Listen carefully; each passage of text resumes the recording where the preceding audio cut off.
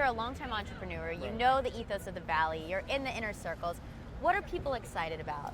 I think people are excited about what's next, right? I think we feel like we've kind of run this long path where now Facebook is a public company. And very dominant in the social media space. And 3 or 4 years ago, people were still arguing about whether or not they would make it public, right?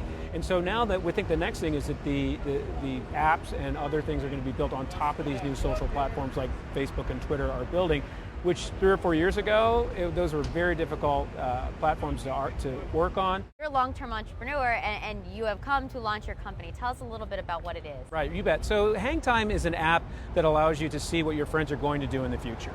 And the problem with a lot of the apps that are out there today is they're really based on this idea that they're going to share location and check-ins of what's happening right now. And the issue with that is that what's happening right now is only of little use because the amount of time you have to do something about that is very limited. You've started many companies. You've sold several companies. Why do it all again? Because it's not easy. What am I thinking? I love it. I love the beginning. I love the start. I love the intensity.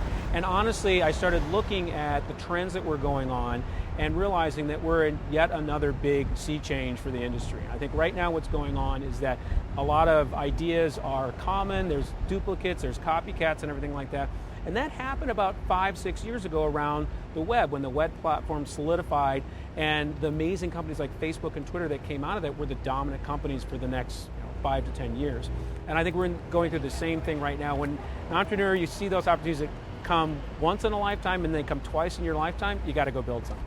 You were an early advisor at Facebook, so tell me about those early days with Mark Zuckerberg.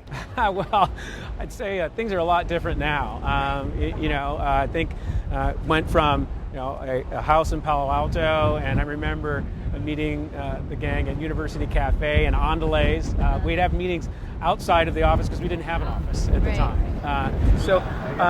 Those days were awesome. I'll always look back on those with fond memories, and I'm incredibly proud of what that team has created and in awe, actually.